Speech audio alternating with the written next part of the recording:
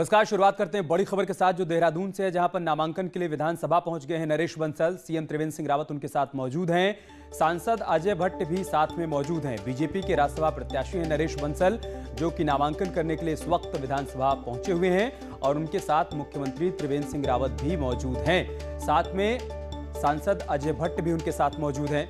तो उत्तराखंड की एकमात्र राज्यसभा सीट के लिए नरेश बंसल को बीजेपी ने अपना प्रत्याशी बनाया है और आज वो अपना नॉमिनेशन फाइल करने के लिए विधानसभा भवन पहुंच चुके हैं। तस्वीरें देखिए आप, जब विधानसभा भवन पहुंचे थे नरेश बंसल और उनके साथ में आप मुख्यमंत्री त्रिवेंद्र सिंह रावत को भी देख सकते हैं। सांसद अजय भट्ट भी उनके साथ मौजूद हैं। तो आज नामांकन का आखिरी दिन है, 3 बजे से पहले नामांकन करना है, लिहाजा विधानसभा भवन पहुंच चुके हैं नरेश बंसल और उनके साथ सीएम त्रिवेंद्र सिंह रावत और सांसद अजय भट्ट भी मौजूद हैं।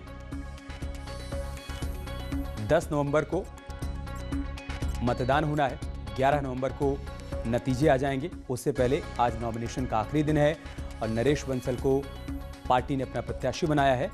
अब से थोड़ी देर पहले वो विधानसभा भवन पहुंचे हैं नॉमिनेशन करने के लिए।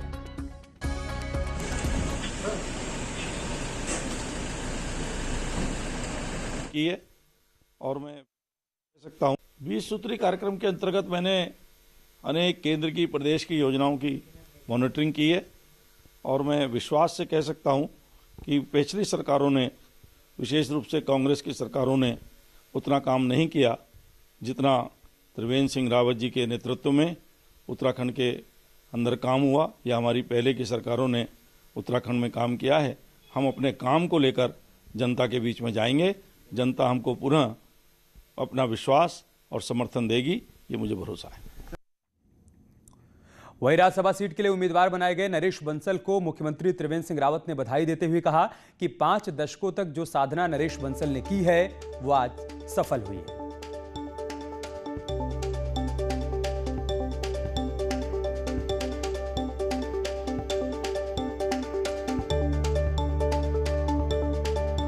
व्यर्थ नहीं जाती है। उन्होंने साधना की, लंबे समय से वो टिकट की दावेदारी कर रहे थे विधानसभा से लेकर के लोकसभा सांसद की, लेकिन पार्टी ने उनको भूली नहीं। आज उनको राज्यसभा में भेजा गया है। मैं उनके बहुत ही उज्जवल भविष्य की कामना करता हूं। तो सीएम त्रिवेंद्र सिंह रावत ने बधाई दी है नरेश बंसल को। उन्होंने कहा है कि जो साधना उनकी तरफ से की गई उसका परिणाम आया है, उनको पार्टी ने अपना प्रत्याशी बनाया है। सुनील नवप्रभात इस वक्त देहरादून से हमारे साथ जुड़ चुके हैं। सुनील, नामांकन को लेकर क्या अपडेट है? नामांकन हो गया है, थोड़ी देर में होने वाला है।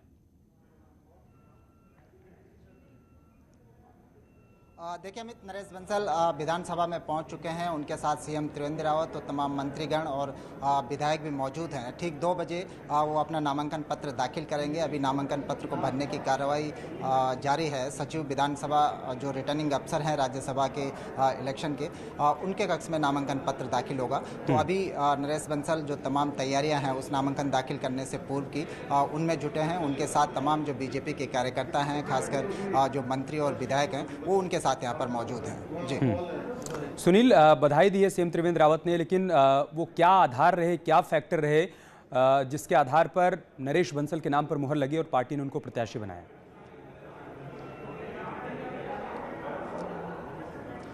देखिए, जो स्टेट बीजेपी थी उसने 5 लोगों का पैनल पार्लियामेंट्री बोर्ड को भेजा था पार्टी की, जिसमें पूर्व सीएम विजय बोगना भी एक नाम थे। तो राष्ट्रीय कार्यालय सचिव जो बीजेपी के महेंद्र पांडे, उनका नाम भी इसमें शामिल था। साथ साथ नरेश बंसल, आगे खुद सीएम त्रिवेंद्र रावत ने कहा कि उन्होंने 5 दशकों तक पिछले 50 सालों में जो पार्टी की सेवा की, जो संघ की सेवा की, प्रदेश भाजपा में वो 7 साल तक प्रदेश महामंत्री संगठन जैसे महत्वपूर्ण पद पर रहे। इसके अलावा प्रदेश महामंत्री भी वो रहे। तो 2019 में लोकसभा चुनाव के दौरान कार्यकारी अध्यक्ष भी रहे। उनका कहना है कि उनके पास एक लंबा अनुभव था। उन्होंने 50 साल पार्टी को दिए हैं। तो आज पार्टी ने उनको सम्मान भी दिया है राज्यसभा भेजकर, और उन्होंने उम्मीद जताई कि जो बंसल का जो अनुभव है, जो राजनीतिक उनके पास जो अनुभव है, उसका राज्य के विकास में जरूर काम आएगा।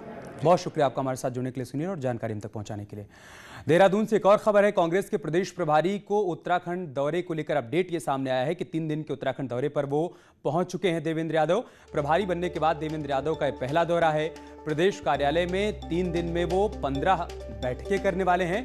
प्रदेश अध्यक्ष प्रीतम सिंह ने उनका स्वागत किया है। प्रीतम सिंह, हरीश रावत और नेता विपक्ष इंदिरा हृदयेश के साथ मीटिंग होनी है उनकी। साल 2022 में कांग्रेस की वापसी की उम्मीद है।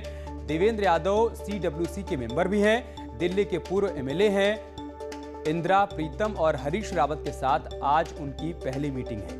ये तस्वीरें हम आपको दिखा रहे हैं। देवेंद्र यादव उत्तराखंड के दौरे पर पहुंचे हैं। 3 दिनों तक प्रदेश कार्यालय में अलग अलग बैठकें वो करने वाले हैं। कुल मिलाकर 15 बैठकें करेंगे।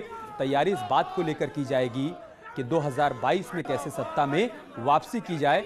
इन्हीं तमाम बातों को लेकर चिंतन मंथन किया जाएगा। इसी के लिए देवेंद्र यादव यहाँ पर पहुंचे हैं और आज बेहद अहम मीटिंग होने वाली है इंदिरा हृदयेश, हरीश रावत और प्रीतम सिंह के साथ।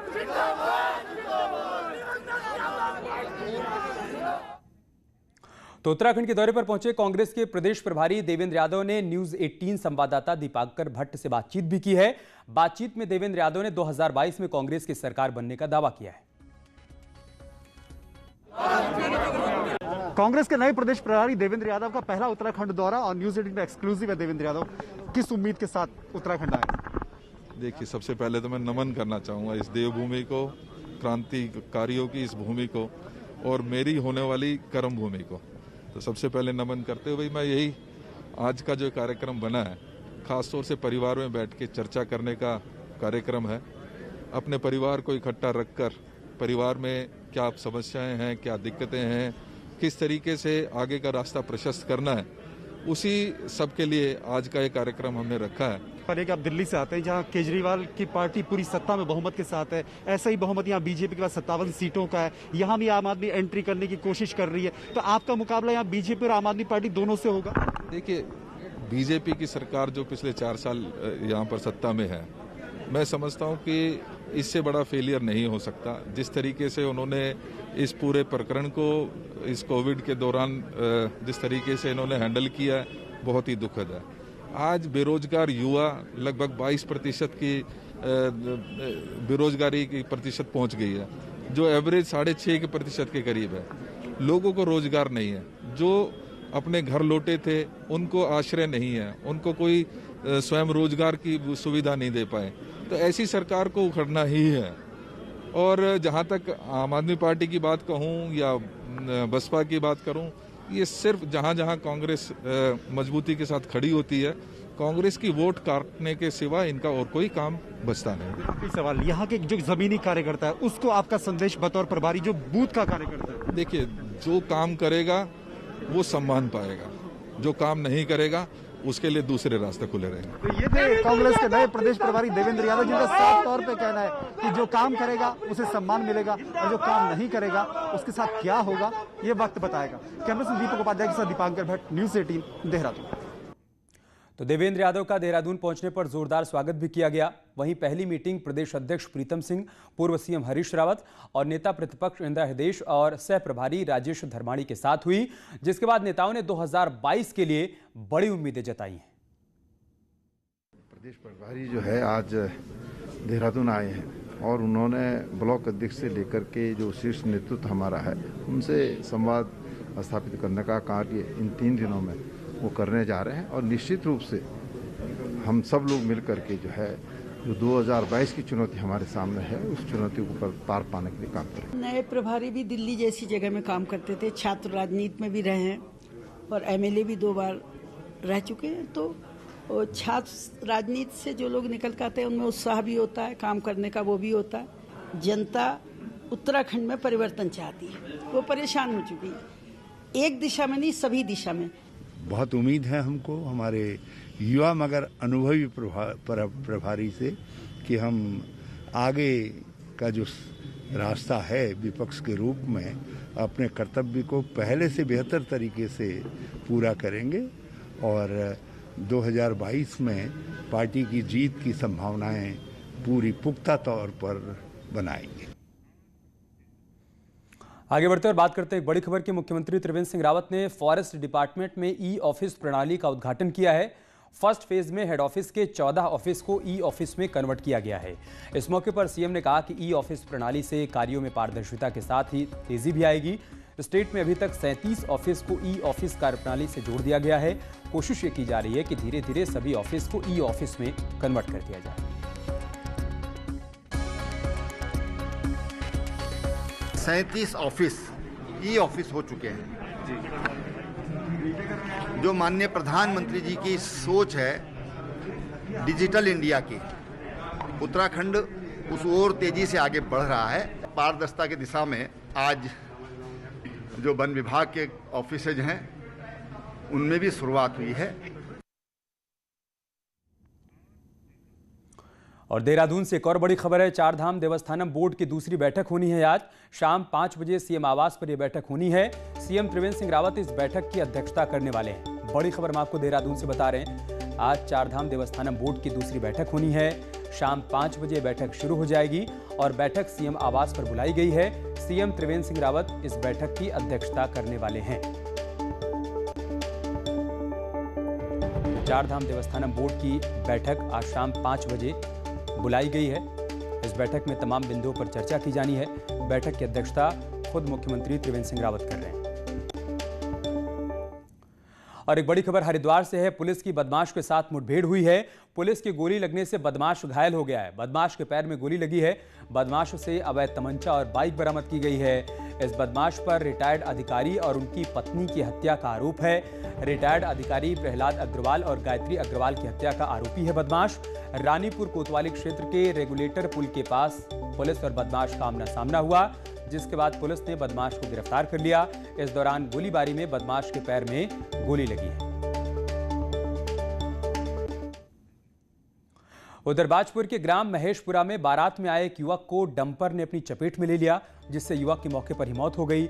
युवक की मौत से शादी समारोह में चल रही खुशियां मातम में तब्दील हो गईं। घटना की सूचना मिलते ही पुलिस मौके पर पहुंची और शव को कब्जे में लेकर पोस्टमार्टम के लिए भेज दिया गया है। वहीं पुलिस ने डंपर को अपने कब्जे में ले लिया है।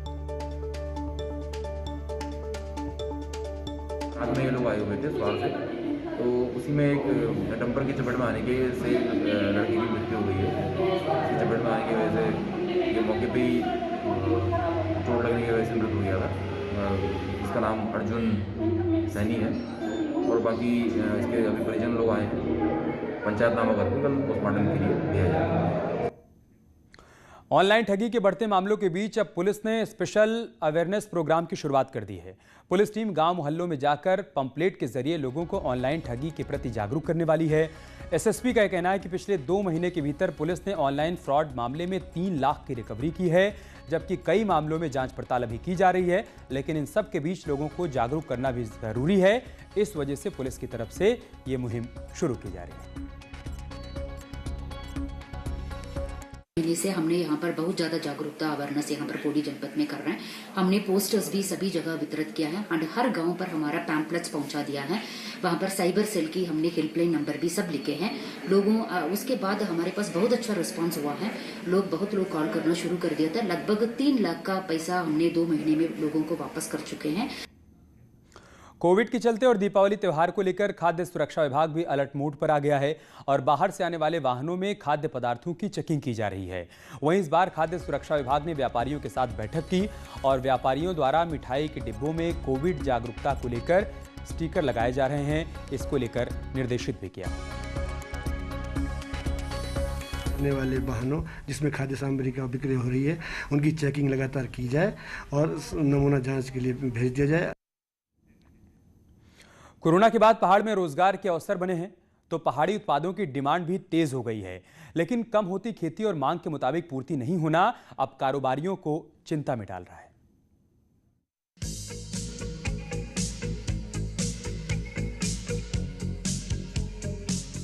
बेतालघाट ब्लॉक के ये बोरा दंपत्ति पिछले 20 सालों से जैविक खाद से तैयार पहाड़ी उत्पादों के साथ ऑर्गेनिक मसालों की पैकिंग कर बेचने का काम कर रहे हैं और इनको दिल्ली समेत अन्य महानगरों से 15 से 20 लाख का ऑर्डर मिल रहा है। लेकिन बोरा दंपत्ति ऑर्डर पूरा नहीं कर पा रहे हैं और इस बिजनेस को बढ़ाने के लिए सरकारी विभागों के चक्कर काट रहे हैं। हमने कम से कम 4 बार प्रोजेक्ट बना दिया।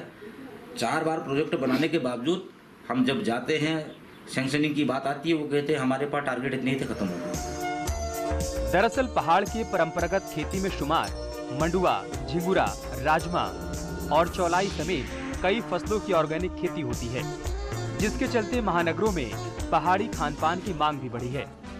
हालांकि कारोबारी कहते हैं कि सरकार अगर उनकी मदद करे तो किसानों को भी इसका फायदा मिलेगा। तो किसानों को बढ़ाने के लिए आजकल सरकार बहुत ज़्यादा योजनाएं चला रही हैं, तो हम ये चाहते हैं कि कुछ मदद सरकार हमारी भी कर सके, तो हम भी किसानों को अपने से जोड़ें और जो रोज़गार, कुछ लोगों को रोज़गार दे सकें। पहाड़ी उत्पादों को बढ़ावा दे रहे ऐसे लोगों की सरकार को मदद करनी चाहिए, जिससे पहाड़ी उत्पादों को बढ़ावा मिलने के साथ साथ युवाओं को रोजगार देने में भी मदद मिलेगी। न्यूज़ 18 के लिए नैनीताल से वीरेंद्र बिष्ट की रिपोर्ट। ऋषिकेश एम्स से जुड़ी एक अच्छी खबर है। लॉकडाउन के बाद से बंद पड़ी सभी विभागों की ओपीडी सेवाएं एक बार फिर से शुरू कर दी गई हैं, जिससे उत्तर प्रदेश और उत्तराखंड के मरीजों को फिर से बेहतर इलाज की सुविधा मिलनी शुरू हो जाएगी। मरीजों के लिए नॉन कोविड एरिया में भी सुविधाएं शुरू कर दी गई हैं। तकरीबन सारी ही ओपीडीज स्टार्ट कर दी गई हैं। इसमें जब मरीज़ पहले आता है तो गेट से एंटर होते ही उसको रजिस्ट्रेशन डेस्क पे ले जाया जाता है। गेट के बहुत पास है, वहाँ पर उसका रजिस्ट्रेशन हो जाता है और टोकन उसका बन जाता है। उसके बाद वो जो नॉन कोविड ओपीडी का एरिया है वहाँ पर आ जाता है। वहाँ पर हमारी सारी ही ओपीडीज़ की व्यवस्था है। यहाँ रुक रहे छोटे से ब्रेक के लिए, जल्द लौटेंगे कुछ और खबरों के साथ।